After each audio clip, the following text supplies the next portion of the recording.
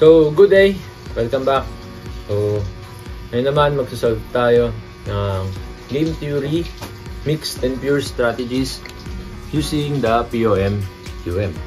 So, again, yung problem natin sa first problem is si Clara ng Globe Telecom. And yung kalaban nila is yung Smart.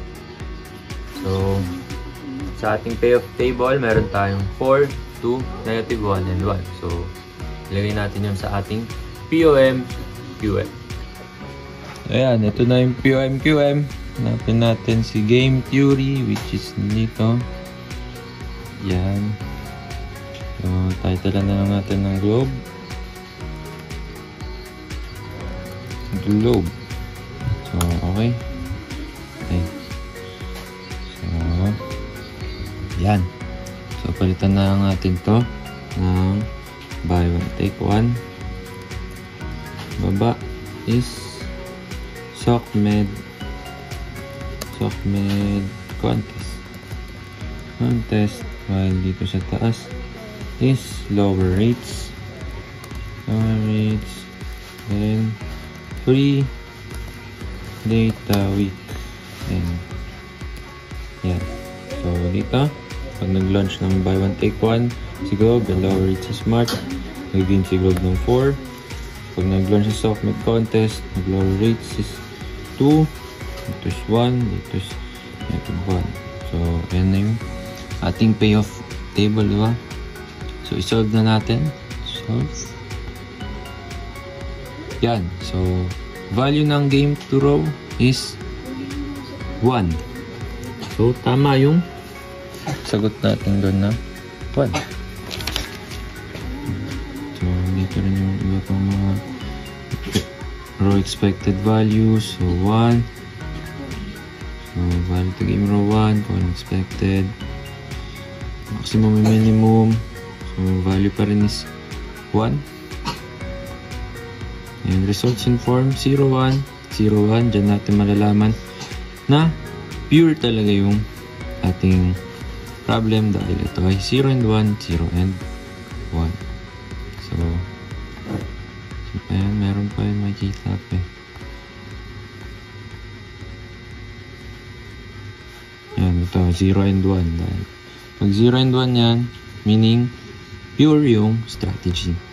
Then, ito yung graph ng ating problem. So, ayan. So, yun lang. Ganun lang para sa ating pure. And then, next naman natin is yung mix. Mix naman tayo. So, palitan lang natin to. So, Globe pa rin naman to. Lagyan natin dito is data bundle. And then plan discount. Dito is endorsement and SOCMED blitz.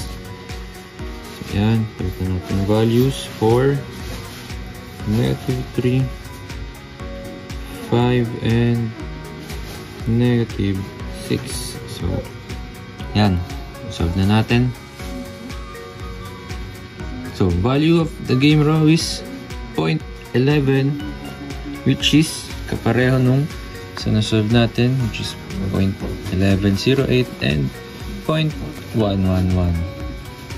So, tama yung ating nasolve para sa ating mix. So, pares na lumabas dito sa ating dito po POM-QM. So, ito kung nakikita nyo rito, meron siyang 0.44 and 0.56 sa row, wherein ito nga yung 0.44, 44% and 56% para dito sa ating data bundle and plan discount. So ito data bundle 0.44, plan discount is 0.56, and yung column mix is 61 and 39. So, same lang din dito. 61 and 39. So, para dito yan sa Endorsement, 61%. And Stockman Reads is 39%. So, same lang. Ito rin, sa row expected value, 0.11. So, sa column expected, 0.11 pa rin. Yan, minimax and maximum. Minimax and minimum pa rin. So, resultant form, 0.44, 0.56, 0.61, and 0.39. So, yan yung mga percent na nakuha natin doon sa pag-solve ng mix strategy. So, ito rin yung graph para sa mix. Ano nangyari? Bakit nawala yung graph? Graph na yun. Yan. So, hindi na masyadong kita. Pero, ayan. Yeah. So, ayan lang. Thank you. Thank you sa panonood and goodbye. Bye-bye.